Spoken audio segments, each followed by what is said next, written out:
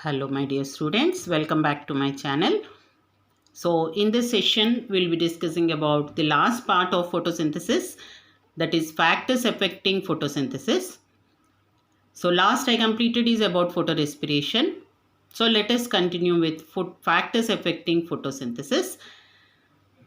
So photosynthesis, if we consider, or any other physiological process, it can be affected by many factors. Like photosynthesis is affected by several factors which are internal or external factors. Internal factors are generally the plant factors. Plant factors means it will include number, size, age, orientation of leaves, mesophyll cells, chloroplasts, concentration and amount of chlorophyll.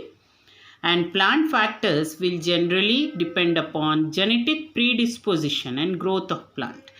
Genetic predisposition is, it is a genetic character. It is genetically decided. Genetic predisposition is genetically decided characters.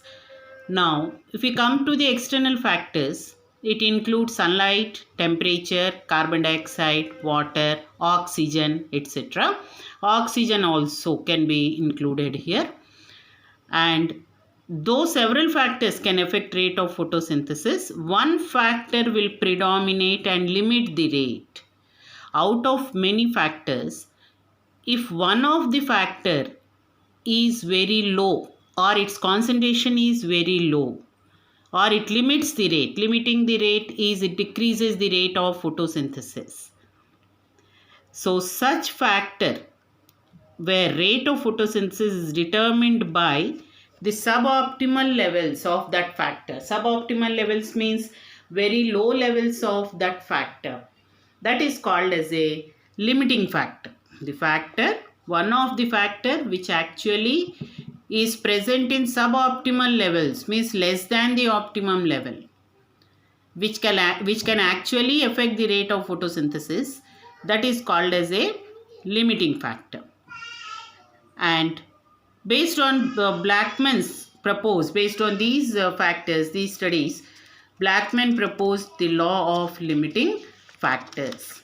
So where in law of limiting factors, if any two factors are considered, like light and carbon dioxide, if one of them is less, then the rate of photosynthesis will be affected. That is called as a law of limiting factor.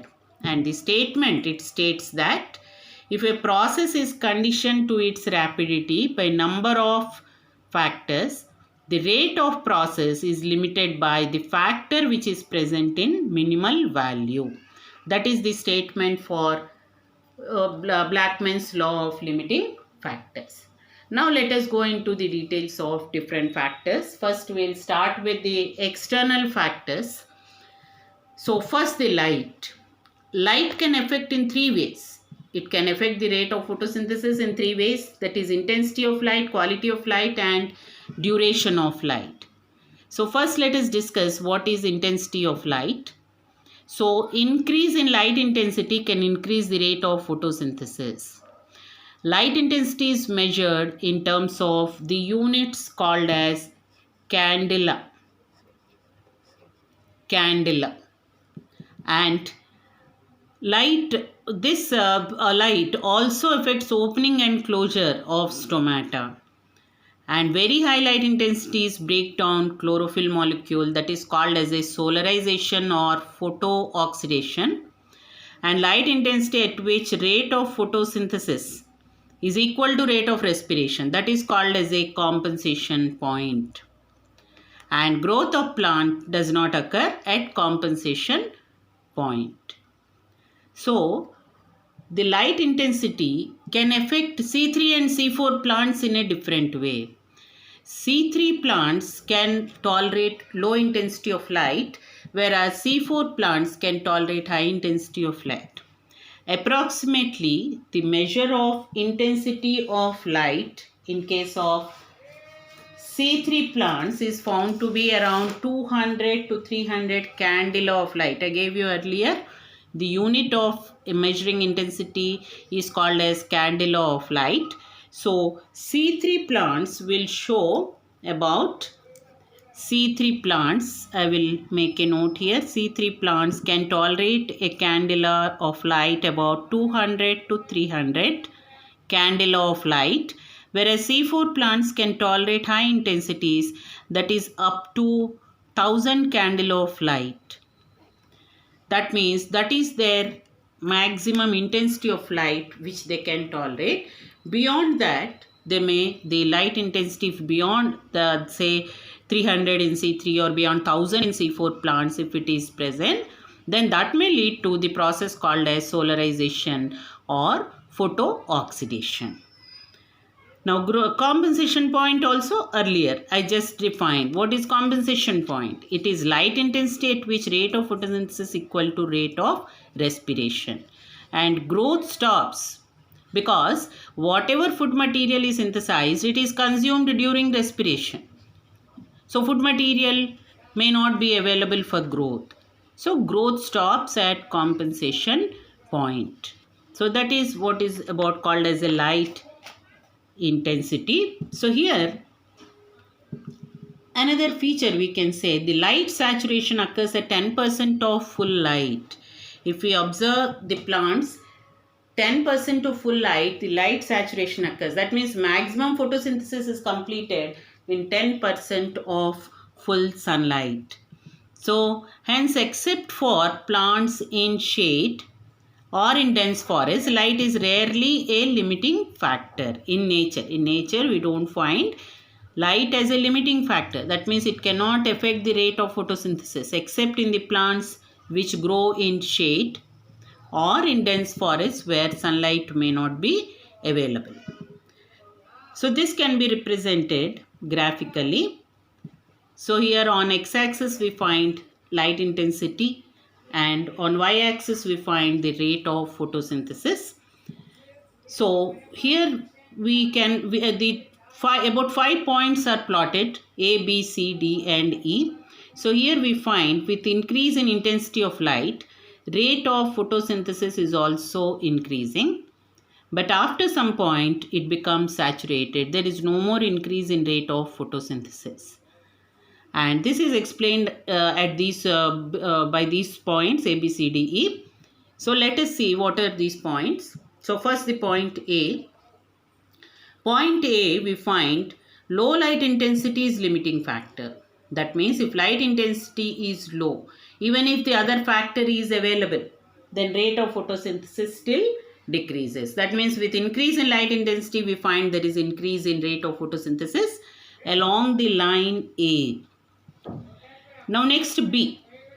B we find it is a maximum rate of photosynthesis. At this point we find there is a maximum rate of photosynthesis. Similarly E also, because the E is extended towards y-axis. So B and E, they represent maximum rate of photosynthesis. Now next C. So point C, if you observe, it is high light intensity that becomes a limiting factor. High light intensity becomes a limiting factor. Then D is the maximum rate of photosynthesis. That means light intensity at which we find maximum rate of photosynthesis. So this graph is very important, children, from examination point of view. It was directly asked in one of the NEET exams. So you have to learn these different points. Now next is the quality of light. Blue and red light are most effective in photosynthesis, and maximum rate of photosynthesis occurs in red light than in blue light. So blue and red, which comes in visible spectrum, blue and red light, they affect the rate of photosynthesis, and out of these two, the maximum photosynthesis is observed in red light than in blue light.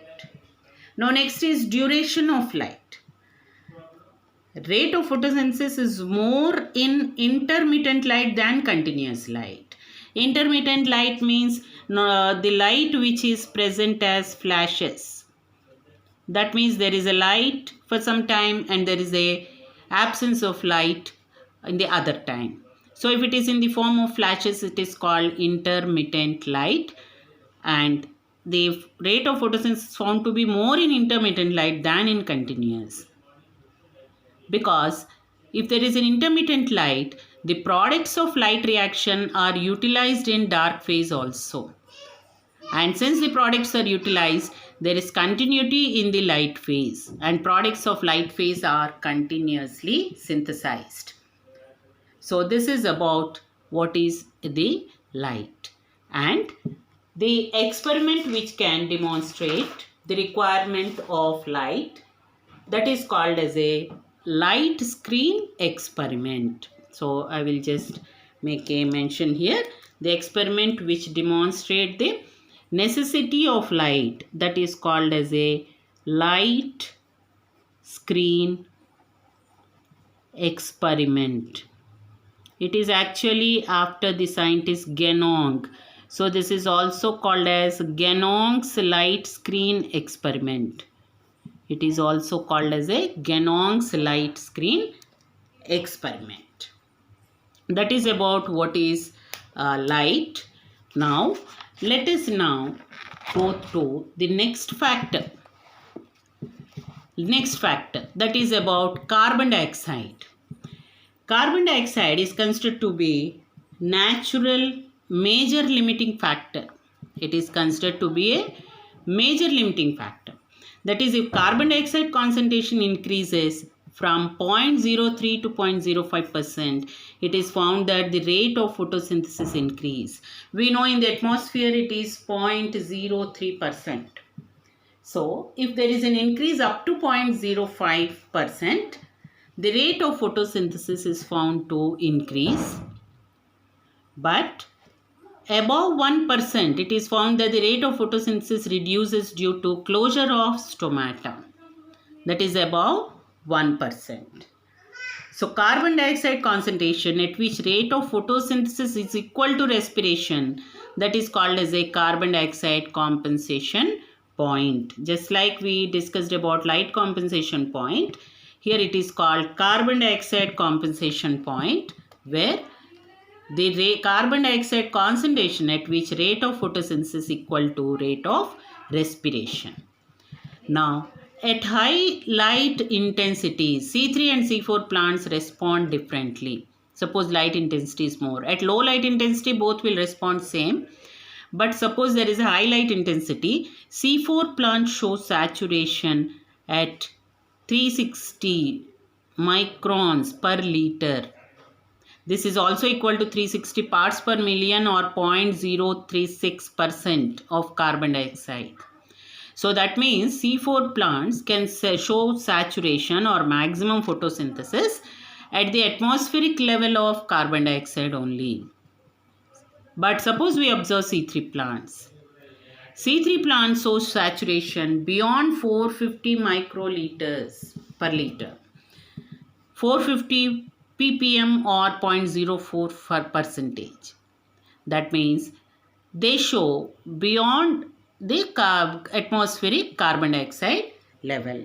So that means C3 plants cannot perform complete photosynthesis at the atmospheric carbon dioxide. So current availability of carbon dioxide is limiting for C3 plants. So whatever carbon dioxide is available, that is 0.03%, that will be limiting for C3 plants. So productivity of C3 plants can be increased by increasing carbon dioxide concentration. This is what is done in greenhouse crops. You know, plants are grown in greenhouses under controlled conditions. So in greenhouses, if we increase the carbon dioxide concentration, then productivity in terms of biomass also increases because of this limitation. So there is, with increase in carbon dioxide concentration, we can increase productivity in C3 plants, but not in C4 plants. Like for example, this is first time done in bell pepper and tomato. Bell pepper is capsicum, which we use as vegetable capsicum, and in tomato. These are called as greenhouse crops. Okay, that is what is the about carbon dioxide. Now let us go through the next one, that is oxygen. So oxygen is considered as a competitive inhibitor for carboxylase activity of rubisco. Earlier we discussed Rubisco shows both carboxylase as well as oxygenase activity. So, if oxygen is present, it functions as competitive inhibitor. That means it binds to the same active site as that of carbon dioxide. But of course, Rubisco has more affinity for carbon dioxide. But even then, if oxygen is present, oxygen can compete with carbon dioxide. And oxygen induces photorespiration in C3 plants. And this is also called as Warburg effect. So what is Warburg effect is decrease in rate of photosynthesis due to high oxygen concentration. This was for the first time studied by Warburg in the alga chlorella. It was studied in chlorella. So it is called as Warburg effect. So oxygen has more effect on C3 plants and this does not affect C4 plants. So every factor what you study, you have to compare with C3 and C4 plants. How do they react to or how it affects C3 or C4 plants. Now let us go to the next factor, that is temperature. So temperature again is different for different types of plants depending upon the conditions where they grow. So first if we take some of the examples, first conifers. Conifers grow under very low temperatures. So they can tolerate at about minus 35 degrees centigrade. Algae can photosynthesize at much higher temperature, that is about 75 degrees centigrade. And in temperate regions, photosynthesis can take place between 10 to 35. Generally, C3 plants grow in temperate climate. So here you can give the example of C3 plants also. C3 plants also. And at higher temperature, rate of photosynthesis will decline with high rate of respiration. So here we discussed about C3. Similarly, C4 plants can tolerate much higher temperatures, that is up to 45 degrees centigrade. And whether in C3 or C4 plants, suppose the temperature is increasing, the photosynthesis will decrease with higher rate of respiration. High temperature also impairs enzyme activity. With high temperatures, enzyme become inactive. So that will affect also the rate of photosynthesis due to accumulation of end products, because the dark reaction is completely an enzymatic process. So when enzyme activity decreases, the rate of photosynthesis will also decrease. Now go to the next one, that is water. How the water can affect the rate of photosynthesis? So effect of water is indirect. Though water is essential for the plant in various activities, but effect of water is not direct. It will indirectly affect the rate of photosynthesis. It will mostly affect the plant growth of the plant. So amount of water, if it is less than 1% of total water absorbed, that is actually required. Amount of water which is required for photosynthesis.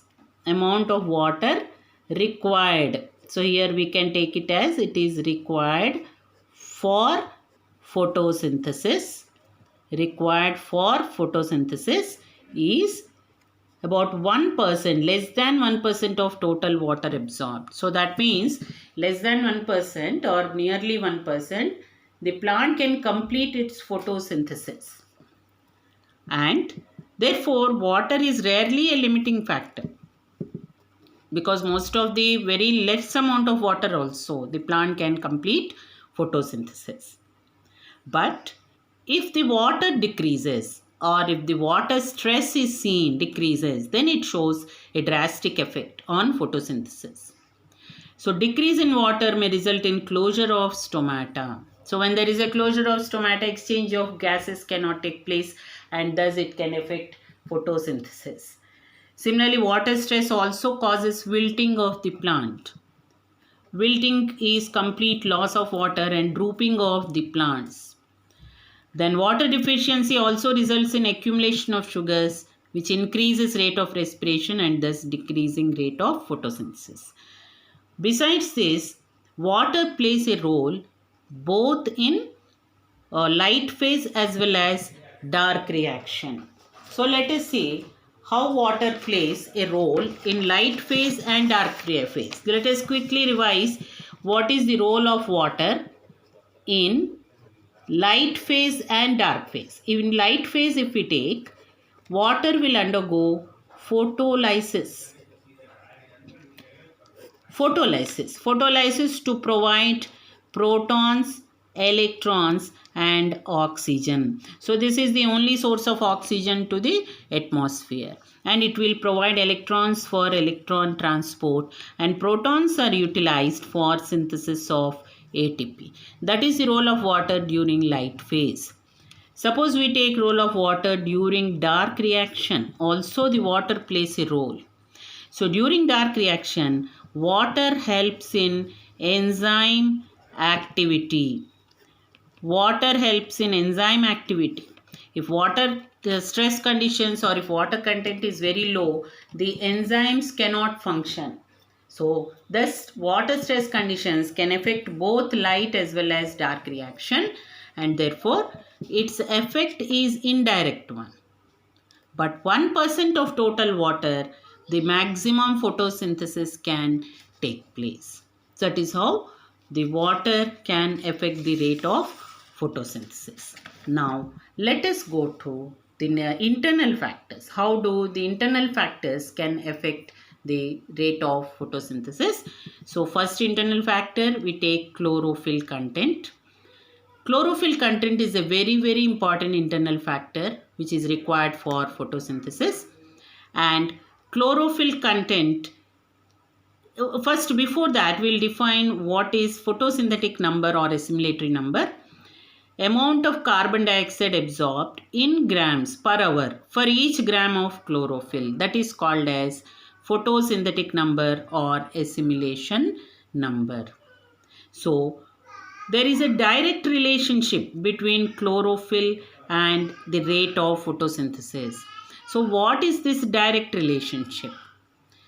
If we take a very young leaf or immature leaf, the rate of photosynthesis will be very less because chlorophyll content is very less. Suppose we take a mature leaf, there is a maximum rate of photosynthesis. And in a old leaf or senescent leaf, old leaf is also called as senescent leaf. Again the rate of photosynthesis will decrease. So it depends upon chlorophyll content. So chlorophyll content again is related to age of the leaf also, because with the age of the leaf the chlorophyll content will decrease. So chlorophyll content will have a direct relation with that of the rate of photosynthesis. Now let us take the next factor, next internal factor, that is leaf anatomy. So in leaf anatomy we find if there is a large amount of palisade parenchyma present, then rate of photosynthesis is more. So all of you know here about dicot and monocot leaf. Palisade parenchyma we find in dicot leaf, and palisade parenchyma is present towards the upper surface of the leaf. So this increases the rate of photosynthesis because it contains maximum chlorophyll content. Chlorophyll content is more in palisade parenchyma than the other type of parenchyma, that is called spongy parenchyma. Monocot leaf lacks palisade parenchyma. It has more of spongy type and chlorophyll content will be less. So therefore, if palisade parenchyma is more, rate of photosynthesis is more. That means if you compare dicot and monocot leaf, dicot leaf will have more photosynthesis than monocot leaf because of the leaf anatomy. Now let us see about the leaf age. So just now as we discussed, old leaf or you can call the old leaf also as senescent leaf. Old leaf or you can call it as senescent leaf will show very low rate of photosynthesis due to degradation of chlorophyll. So a mature leaf will show maximum or optimum rate of photosynthesis, and gradually it will decrease in old leaf or senescent leaf. That is due to amount of chlorophyll present, directly related to the amount of chlorophyll present. Now the end products. The next internal factor is the end product. So accumulation of carbohydrate decreases the rate of photosynthesis. So carbohydrates, suppose they are not utilized during respiration, then rate of photosynthesis can decrease. Or if they are not properly translocated to storage organs, then rate of photosynthesis can decrease. That is also called as a feedback inhibition. The end products, when they accumulate, it is also called as feedback inhibition because they also decrease the enzyme activity. If end products are accumulating, they decrease the enzyme activity. Now the last factor, internal factor, is called protoplasmic factors. Protoplasmic factors are one of the very important protoplasmic factor is hydration. Hydration means the amount of water present in the protoplasm. You know, protoplasm consists of about 80 to 90% of water. So, if amount of water is less or hydration of protoplasm decrease, then the rate of photosynthesis also will decrease because this will again affect enzyme activity.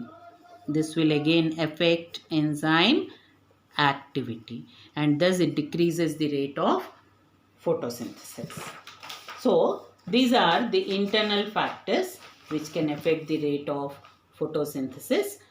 So, lastly, we will quickly discuss about what is Blackman's law of limiting factors.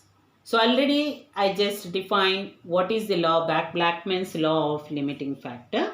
So just I will show you a graph which explains the Blackman's law of limiting factor.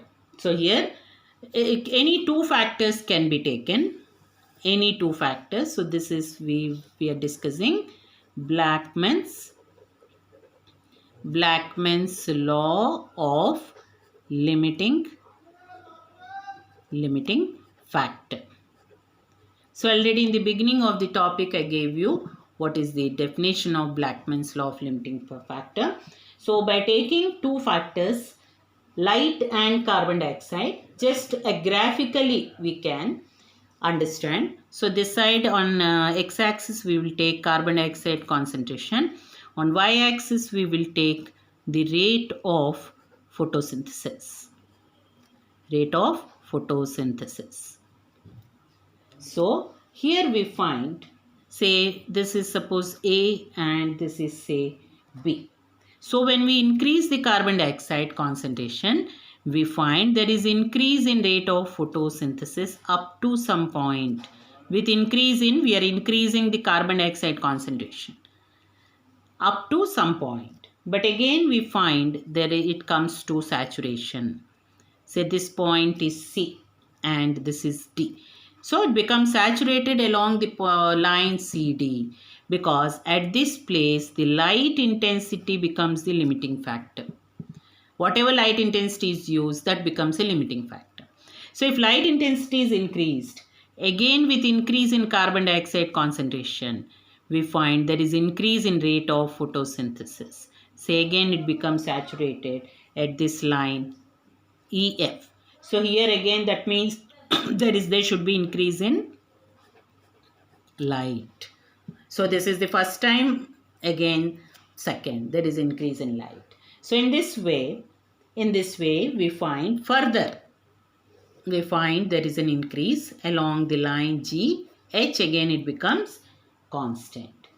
That means at this stage again there is a requirement of light. So this graph indicates that even if carbon dioxide concentration is increasing, suppose there is light is not available, the intensity of light is not available, rate of photosynthesis will not further increase, and it can only increase if there is increase in light intensity. So at these three stages, 1, 2 and 3, at these three stages we find there is an increase in light intensity. But beyond certain light intensity, like we earlier discussed, the intensity of light differs from C3 to C4 plants.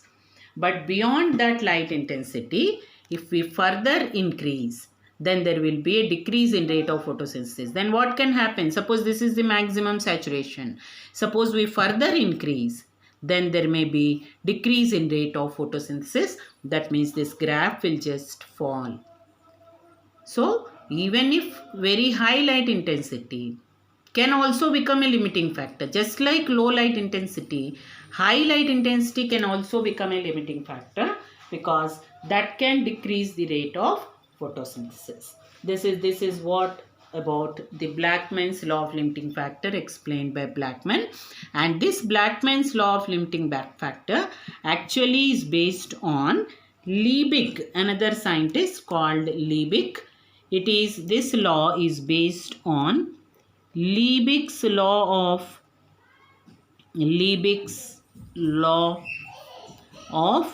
minimum. It is based on Liebig's law of minimum. That is the basis. So first Liebig's law of minimum was explained. Based on that, Blackman explained the law of limiting factors. So with this, children, I complete this chapter. So next chapter, I'll be starting with respiration. And before that, we will try to discuss some questions, but we will start with respiration. So in respiration, I'll be discussing about the most important cycles of respiration. So keep following the videos regularly, children, and subscribe my channel so that you'll be getting the maximum benefit and it will be maximum help to you. And because this type of teaching, this type of detailed, I hope this you can copy down these notes also. That's why I'm preparing in the notes form and explaining it to you. So you can definitely copy, you can go back to the videos and you can play back many times, you can rewind, and then you can copy the notes also, so that it will be of maximum help to you. I hope you have understood, all of you. Thank you very much, children. Have a good day.